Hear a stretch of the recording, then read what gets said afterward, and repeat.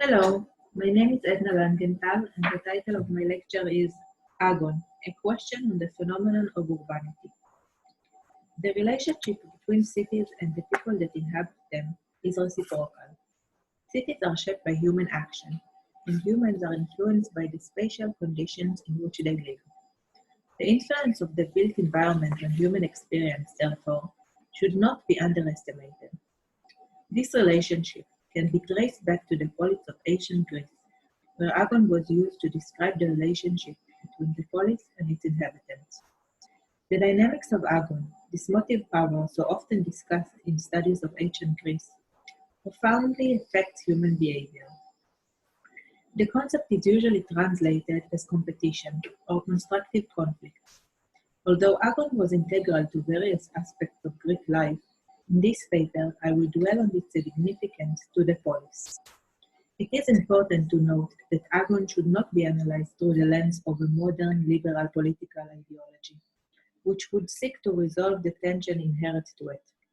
The Greeks understood that it was in accordance with Agon that, as Anton Johann phrased it, the cultural creation of the polis became more capable of survival, diffusion, and reactivation. The role of conflict in the modern city should be therefore understood in light of Agon. Although the modern city differs from the ancient Greek polis, their similarities are significant. Both are human phenomena with a shared historical lineage. The notion that the polis is the progenitor of the modern city became prevalent in the early 20th century, where attempts were made to define urbanity by identifying concentrations of wealth and population. Urbanity as a phenomenon, however, cannot be measured quantitatively, and such definition neglect integral aspects of this phenomenon.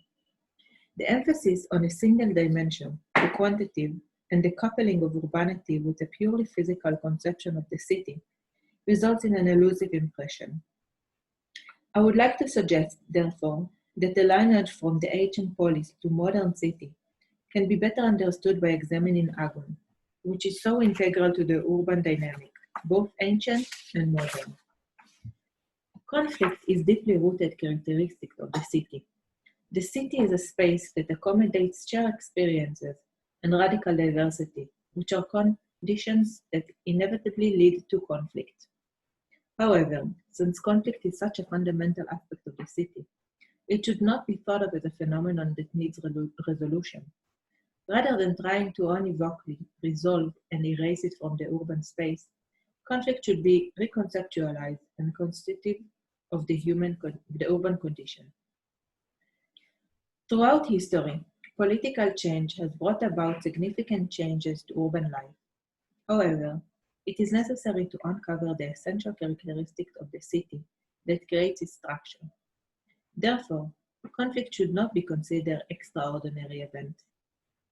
They do not need to be resolved through violent act or political negotiation. Doing so inhibits their contribution to the city, to the urban life. The willingness of the Greeks to preserve diversity and competition in the city, in spaces such as racetracks and theaters, contrasts with the modern inclination to resolve urban conflict. In many contemporary cities, there is an effort to eliminate marginal groups by pushing them to the suburbs, far from the competition at the city center.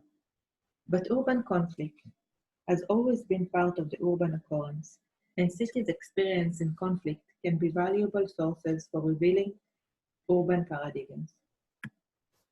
The soul of the polis. In Book 2 of the Republic, Socrates continues the discussion of justice, which was central to his dialogue with the sophist Thrasymachus. He originates his investigation by posing the question, is it always, without exception, better to be right than wrong? Socrates proposes a new methodology of investigation that adjusts the focus from the individual soul as the primary framework for examining the essence of justice to the urban space. This methodological change reveals Socrates' understanding that the human soul and the polis are identically structured, and that the relationship is analogical. In order to build an analogy between the city and the human soul, Socrates uses the metaphor on big and small letters to emphasize how the city can be used as a lens to study the soul. Hagi Knan proposes that Socrates' analogy works in both directions, and furthermore, that he uses it to elaborate a conception of the city that is autonomous and is discussed completely in and of itself. However, when Socrates analyzes the constitution of the polis, he is actually establishing a paradigm for theorizing the city, one that internalizes the human as its essential measurement. As the dialogue continues, Plato discusses the soul, which he argues consists of three constantly interacting parts: appetite, spirit, and reason. These parts are engaged in constant struggle, that is, each has different motivations, and they push and pull in different directions for control of the soul. For Plato, the question of the just soul is connected to the question of what constitutes a balanced soul. He concludes that the soul is balanced when logics take control. However, it is important to remember that the other parts remain active, and for most people, it is not logic which determines balance, but the other parts of the soul. Multiplicity and plurality are essential characteristics of both Agon and the Platonic soul. The soul is in a constant struggle between the forces. Like the soul, the city is inhabited by a plurality that struggles against the tension inherent to otherness. For this analogy to work, the city cannot be understood as a neutral container in which each function can have a planned and defined place. Rather, the city must be understood as lacking totality and as engaged in continuous struggle that constantly forces it to undergo changes. There is a growing awareness of the significance of the role that place plays in forming and influencing human identity. In the context of our discussion, we need to differentiate between two conceptions of otherness. In the first, the city is thought of as a container for otherness, as the context in which otherness takes place, and the otherness becomes retrospective quality, something that follows the city. The second is a conception according to which otherness is an integral part of the structure of the city to begin with. In this conception, otherness and urbanity are simultaneous conditions that cannot be separated. There is a tendency to confuse the city with a structure in which conflict occurs. It is important, therefore, to emphasize that conflict is constitutive of the city, and that Agon is an essential characteristic of the city. The city is not a container for conflict, and it cannot exist without it. In order to clarify this, we can think of Heidegger's analysis of being in the world in terms of dwelling, that should be understood through the relation of things and meanings. Heidegger understood dwelling as constituted by the notion of care and respect. This understanding of being in as relationship has important implications for the nature of being in the city. Since we are not in a container, which is the city, but located in relation to the city. The Agon characterized by this relationship of the competitors in place as well. The body of the polis. Many of the researchers that were dedicated to the agnostic aspects of the Greek agora demonstrated the ritual importance of the competitions that were held there and described the Agon as ambiguous, as it depicts in the Greek language all types of competitions in poetry, philosophy, and sport.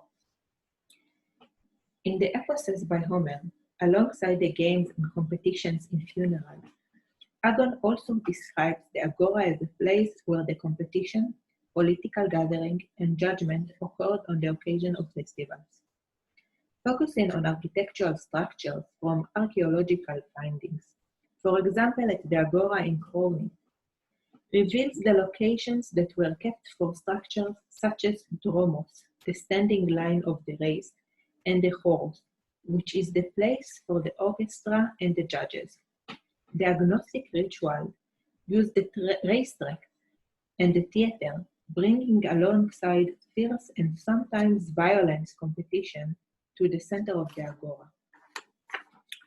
The population of the polis was diverse, yet it had the ability to cultivate and promote a common identity. This diversity is evidenced in the Republic, where Plato emphasizes the multiplicity of the city's population. If you deal with them as one, you will altogether miss the mark. A common identity was usually achieved by creating rivalry and competition among its inhabitants. Yet, the individual identities of the groups that inhabited the polis were maintained. The polis, therefore, can be said to have consisted of a coherence of the non-identical. The polis cultivated a mutual recognition of difference in its inhabitants, which was necessary for incorporating diversity within a common space. Moreover, political power in the Greek polis was not concentrated among a particular group. Rather, it consisted of institutions open to rivalry and debate for which Agon and Logos were substantial components. The agora, the center of activity in the polis, was related to Agon since it was a place where citizens gathered to engage in debates. This conflict found its expression in social, commercial, ritual, and political functions, as well as in architecture and the urban fabric that it formed. As an architectural project, the agnostic perception of space was realized in various foci in space that allowed multiple defiance in the civilian sphere. The center of all activity of the polis, the agora, was connected to Agon as a place for gathering, usually by citizens, but also for gathering for debate. The Agon was perceived as a process, but also as a result, that expressed the opposite interests. That was realized in terms of social, political, ritual, and commercial functions, and by the architecture and the urban texture that embodied them.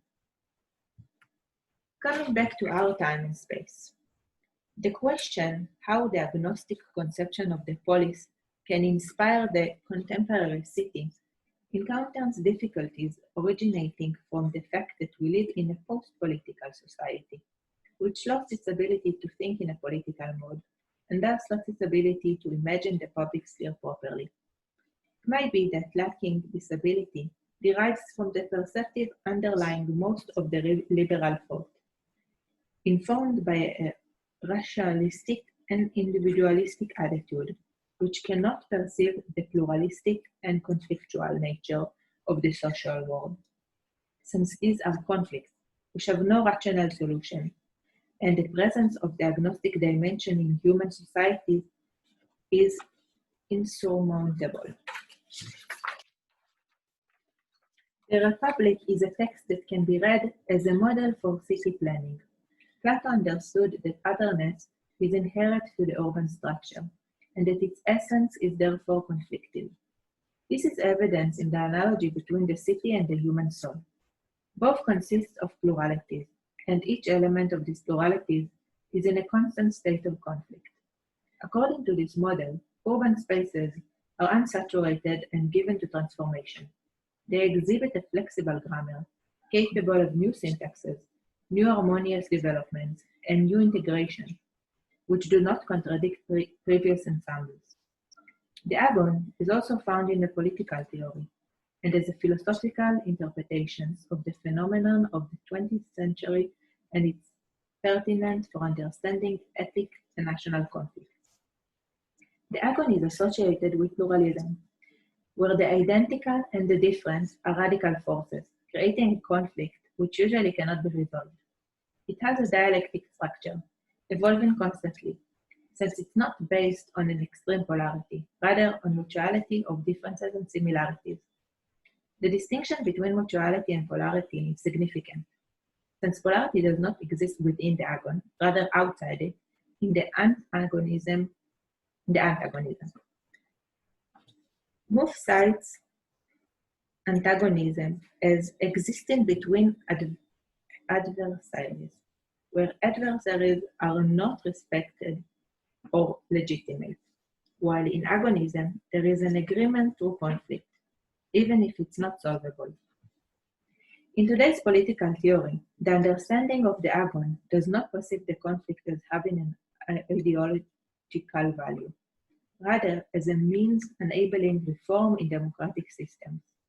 Such a discussion eradicates the agons from its root in the urban structure, and indeed, in most of these discussions, the city is not a necessary element. There is no doubt that we cannot apply directly the model of the agon from ancient polis on a postmodern city, and it is clear that sports conducted in the heart of cities characterized by controversy are unlikely to alleviate the conflictual experience. Nevertheless, in the concept of the agon in its connection to the polis, there is an idea that crosses the dimension of time, and which exists in the dimension of public life. Where participation is a major means of expression and dealing with difference. Public life is created by difference, not only supporting it. Finally, we can consider the architect Bernard Tschumi remarks referring to architecture in general and to his project Phare de la Villette in particular. According to Tschumi, defining a space architecturally means defining the spatial borders within which the events will occur. An architecture should create the conditions of occurrence for a non-hierarchic or non-traditional society within the relationship between spaces and events. If we could reach a civil pluralism architecturally, like in the Greek polis, it could change our cities, our environment, and the structure of power in which we live. Therefore, architects should look at the multiplicity of the public spaces, whether they are places dedicated to events or to gathering and meeting. Through participating in the public space, a civil concept, and not a consumer one, can develop, informed by antagonism which is inherent to human relations, and it is apparent in various ways of social relations of civilness.